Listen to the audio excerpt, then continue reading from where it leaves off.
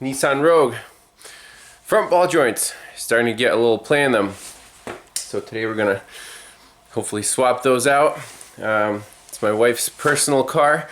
It has 196,000 miles on it. So not too bad for the original joints. So the ball joints here, I got the brake rotor off. These are a press-in type into a steel control arm. Now, spare parts, I actually had a hard time finding just the ball joint separately. Usually you have to buy the whole control arm from Nissan, or God forbid you get a Dorman control arm. But I found these guys at Napa. The Altrum, made in Japan, automobile parts, the 555 brand. So I've used a few of these suspension parts before, and they seem to be of decent quality. I like that they're made in Japan, even though that doesn't guarantee quality, obviously. But it's, it's a standard press-in ball joint with a snap ring. It does come with a new snap ring, and it sits up in the control arm like this. So, plan of attack here.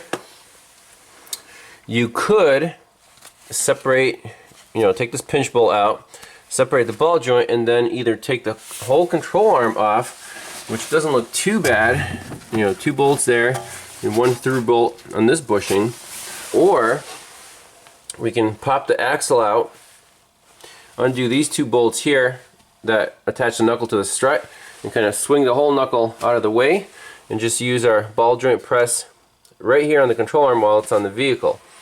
I think the second one is the better option here, since I don't want to mess with taking the whole control arm off, and that would also involve the sway bar link, and it's at an angle, so it would be hard to put this bushing back in while it's in this position. So let's get to it. Get the axle out, separate this joint, and undo these 2 bolts. That should be, I think, reasonable. So just a little crown for good luck. There, there, and there. And also on our axle nut. See if we can get this guy apart. Alright, first let's take our cotter pin off, and it'll snap right off. Doesn't matter, we'll replace it anyways.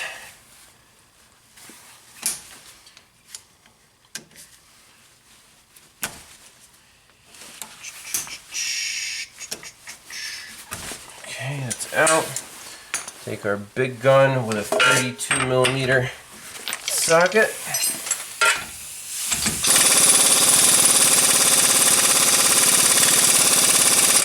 These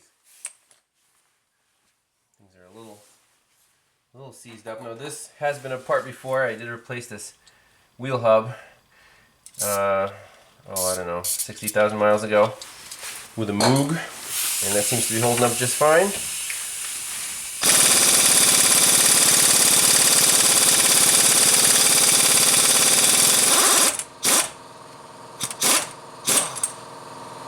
The axle is free. Alright, 18mm on the pinch bolt.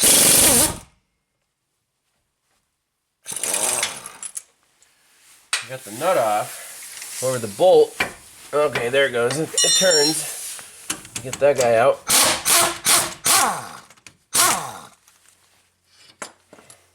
Sweet. Not seized like a Subaru.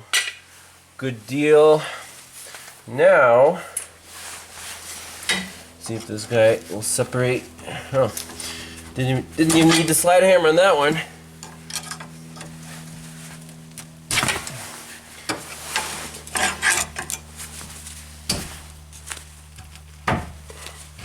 Alright, that's fine. So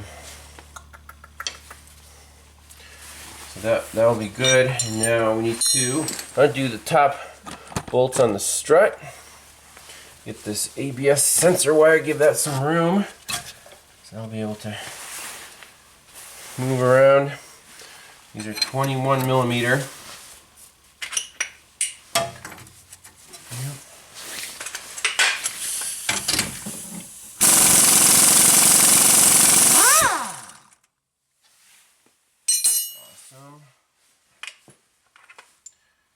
Keep your nuts and bolts together just for ease of reassembly later.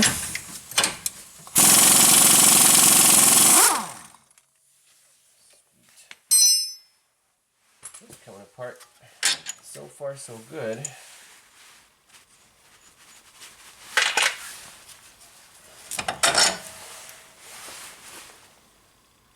It's not a special cam bolt or anything, so there's no real camber alignment in this.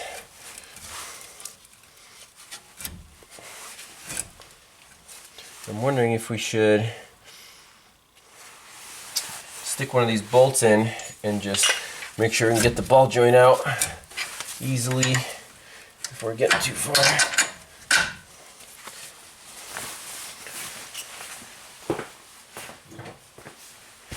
Plastic hammer.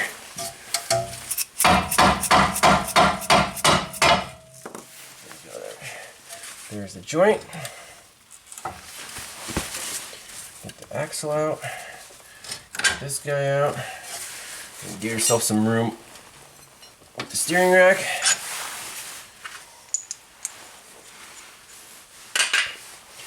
Sweet. Get a jack stand. Where's my jack stand?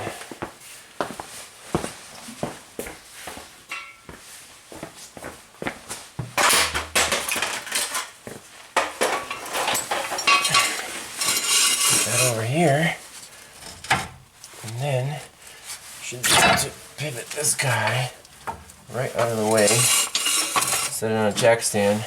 Watch out for that ABS wire so it doesn't get stretched or anything. Oh, I want to do this.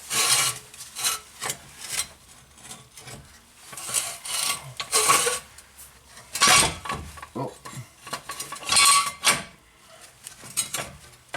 That'll be okay there. Axle safely out of the way. Make sure CV boots aren't cracking or anything. Let me put this guy up here. Now, this is our joint. It's not the worst I've seen by any means, but it's loose, so for the wife's car, it's getting replaced now.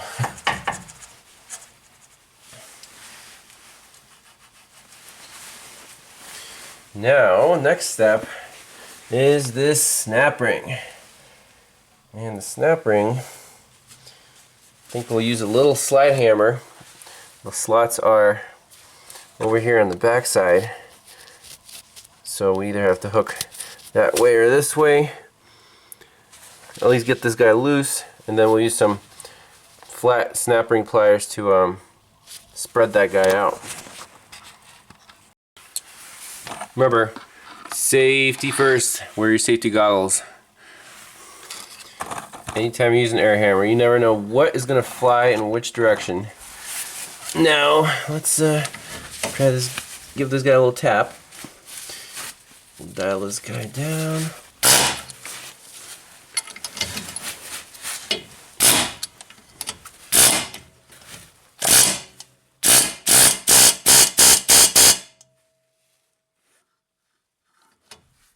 Well, oh, okay, sweet.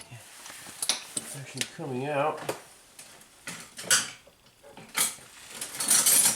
Get a screwdriver up in here.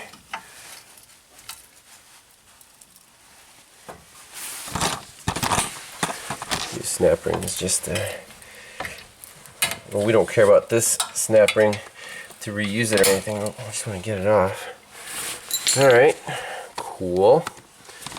And now we'll clean this off, spray it with some Kroil, and get some adapters to try to press this thing down.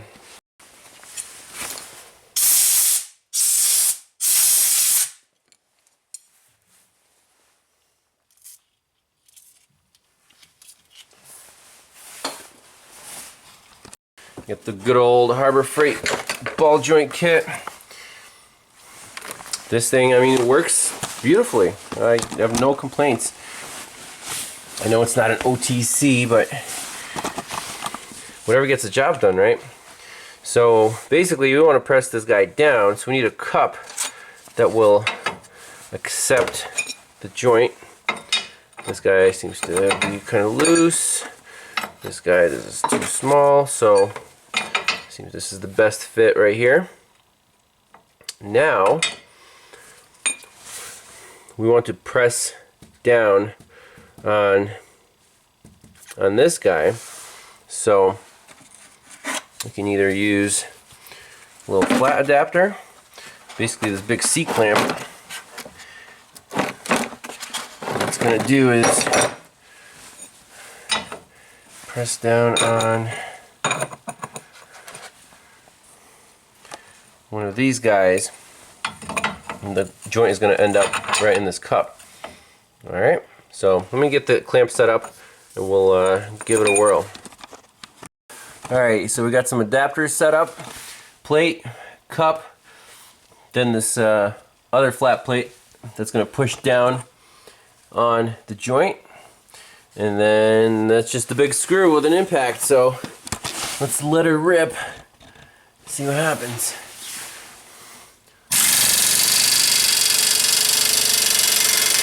You need more horsepower, or torque rather.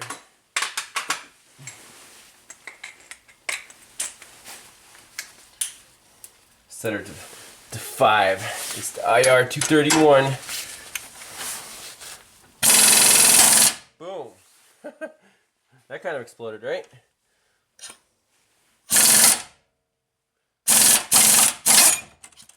That's it. Easy, right? There's the old joint. Got a little plate to it. Not too bad, but hopefully this hole will accept the new joint and won't be loose in there, so we won't have to, like, you know, do something silly like weld it, or I don't know, JB weld. A lot of tricks you can do with these. No, I'm just kidding. Now my wife's car. Let's clean this guy up a little bit.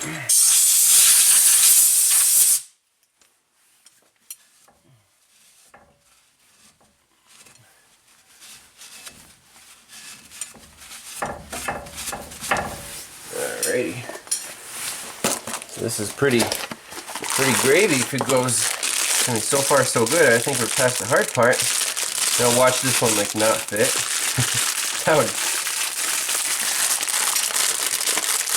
That'll be a pain, huh? Like, oh sorry honey, you need a new control arm now. Yeah, I guess who pays for it? Yeah, that's right. My wife buys her own tires, but everything else is on the mechanic. And yeah, package these things pretty well.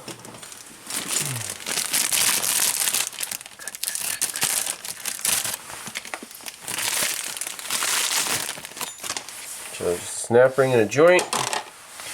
That's gonna go in like so. And now we just need the right adapters to press this guy in. So the small cup seems to fit the bottom there, and all we need is, well, again, let me set this up, find the right adapters, and we'll just press it in. Alright, I think we've got the right combination of adapters. Just a quick little squirt of fluid film to prevent seizing of the new joint.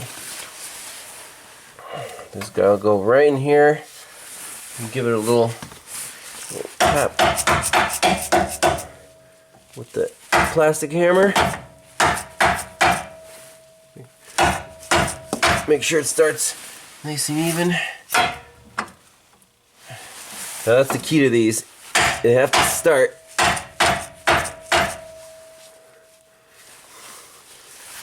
even. Otherwise, you run into problems.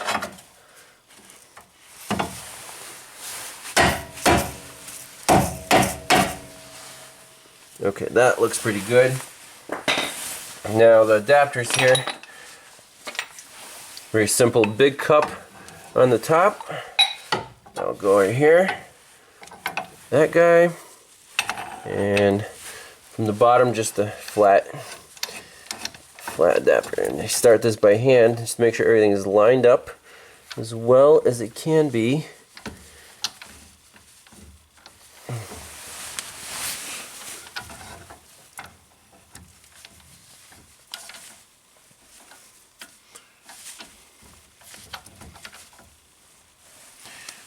Give it a whirl.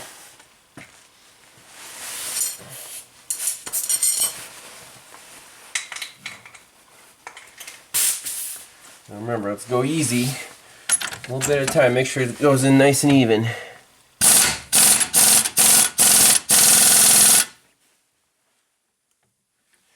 going in even.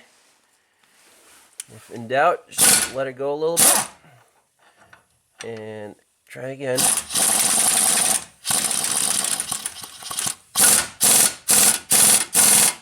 There we go. Back up a little bit.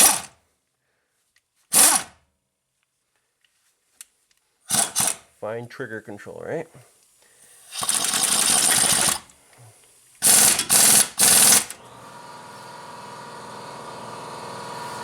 Pretty good.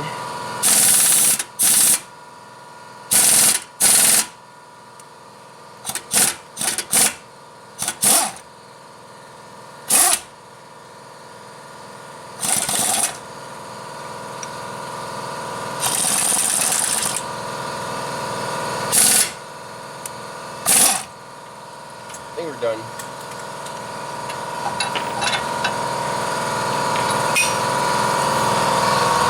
So as long as it's sitting all the way around, so this edge has to be flush with the control arm. You see that it is. And our snap ring groove is accessible, and the joint is that is a tight joint. There we go. Yeah. This guy you can just kind of like, there's a little play in there, spin it by hand. We have to install our snap ring. Don't forget the snap ring. It fills a wheel bearing. Don't put your hub in until you put your snap ring in. Now these snap ring pliers I got at my local Fisher's Auto Parts store. They're pretty neat. Better than the cheapo version. So you just flip the handles around. You know, this is spreading, and then you just go boom. It's the Lyle brand. This is like the pinching. So we want spreading, and then it comes with a whole bunch of pins. These ones are too big, so we're gonna have to pick a pin that fits this guy. So they're color coded. So the black ones seem to be the best fit. And then you simply undo the little hex bolts here. Take these guys out. I'll put the black attachments in here.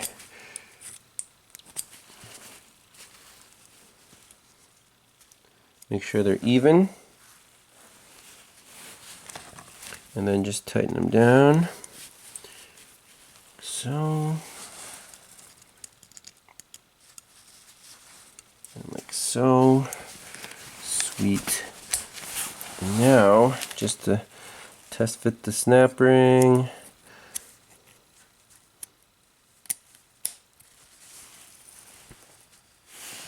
Awesome. Back to our ball joint.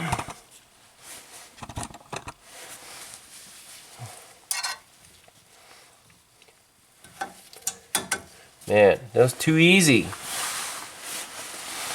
Perfect. again, for good luck, just give it a little spray. And that's it. Our new joint is in. Now we just have to put the knuckle back on, and this thing should be good to go. We'll do the other one too. The other one is also getting a little loose, so in this case they both started getting loose at the same time. Yeah, so just normal wear and tear. My wife doesn't go off-roading or anything, just our lanes full of potholes when it's after a rain or something. So yeah, there's some rough roads, but mostly highway miles. All right, back to our knuckle. So what you could do is, right now while it's all free, just actually line up the joint and put it in its home. There it goes.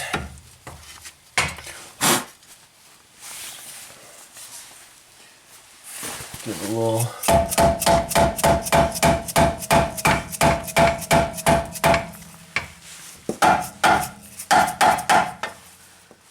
tap, make sure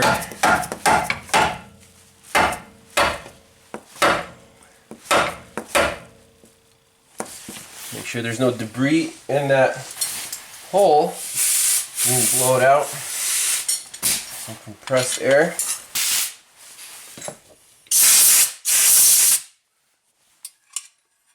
Sweet. Let's put our pinch bolt in there so it doesn't pop back out. Again, fluid film, everything. If you're in Arizona, you can skip that step.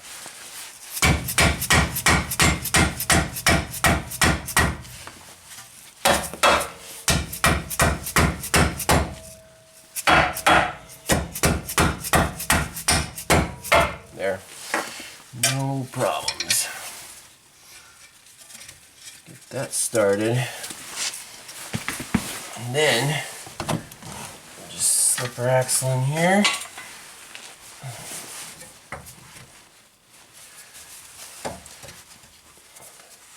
Oh yeah, that joint is nice and tight. And jump out of the way. Spray a little fluid film everywhere. Can't hurt, right? Make sure the axle doesn't seize up. Pop that guy back in its favorite place.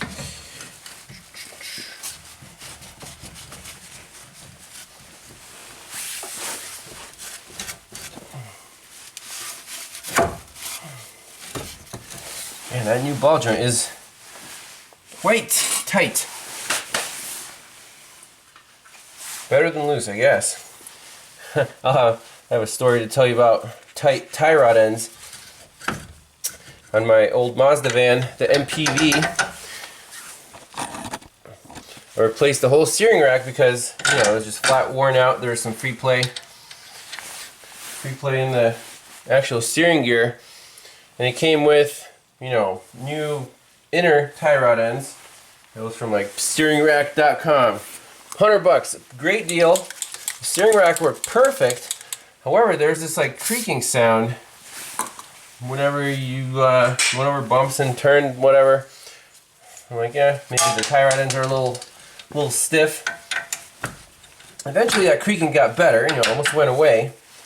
But then one fine day on coming back from North Carolina, we went to a mountain bike race there. 3 guys, bikes, cruising down Route 81. It was right near the border of like West Virginia, Maryland, going north.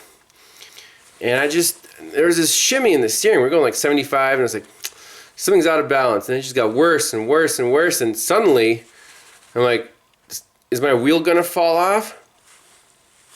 I didn't think very, long about this. I'm like, we don't have much time. We're in the fast lane. And there's like a semi on the right. On the left, the guardrail ended, and there's like this grassy median. So I'm like, we're just going for it. I didn't really have good steering control at that point. So I just kind of coasted it, put a turn signal on, whatever, just coasted right into the median. Came to a stop, very smooth. The guys in the back were like, didn't even realize I went off-roading. And we got out. I'm like, something was really wrong. The steering, the wheel's about to fall off. And we get to looking, and we find one of the inner tie rod ends, boom, just snapped right at the joint at the steering rack. So if you have tight joints, especially these tie rod ends, that's not good. That could be defective. So they need to move fairly freely. And yeah, just watch out for that. That's a little story. Anyways, let's keep moving along here. Get all the fasteners started. This guy going nice and easy, right? I love when fasteners going nice and easy. Fluid fill on those guys.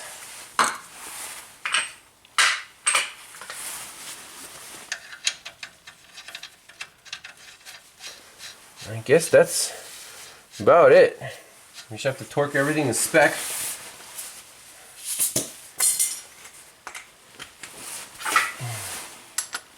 Start with the axle right here. Forward, not backwards. How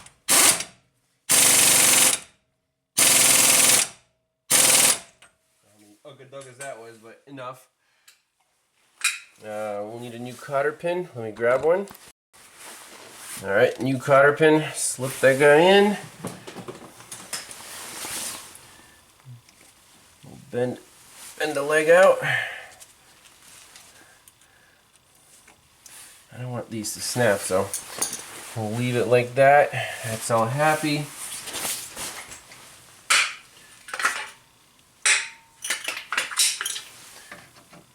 Oh, what's that? 21. It's 21. Now, if you're familiar with your impact gun, you can actually set it to a particular setting. Like 3 is, oh, I don't know, 1 ugga-dugga, not full blast. And hold the other side.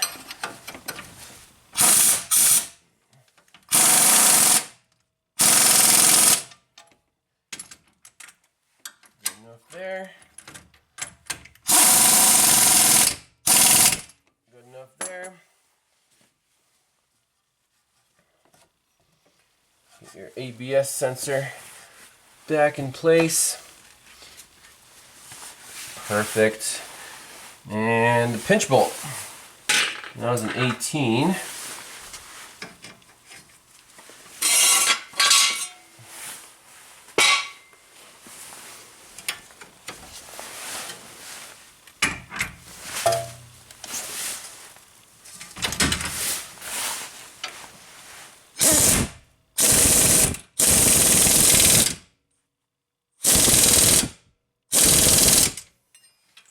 Going anywhere.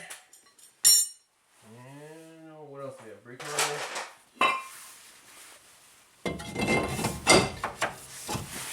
Recently, the parts stores started carrying these rotors with this nice gray coating on them, and it seems to be preventing rust, at least short term. So your rotors don't look like crap after, the first salty drive. Now, front brakes on this thing. 2 years ago, I put on some Advanced Auto Parts rotors and pads, and those actually started getting warped. They got annoying enough where I did the brakes again. I used the parts from Fisher's, and these seem to be doing all right for now, but time will tell if it's good long-term parts. So I hate replacing parts when they're not worn out, they're just defective. That's the worst. These guys in here.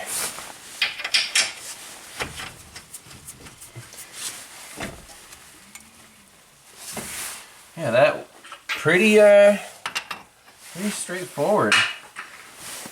I like how they pressed in. No no surprises. Everything came apart very, very nicely.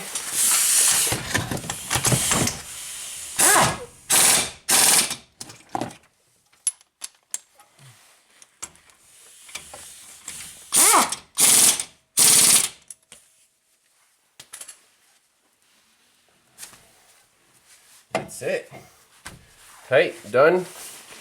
Pop the wheel back on, and it should be good to go.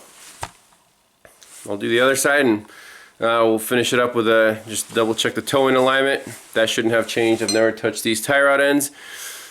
So that's it.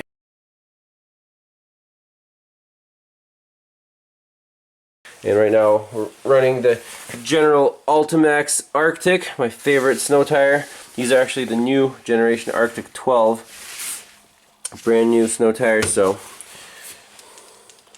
basically, if you think about it, if a fresh set of snow tires helps you avoid even one accident, it basically paid for itself. I mean, just the peace of mind is worth it. No need to, you know,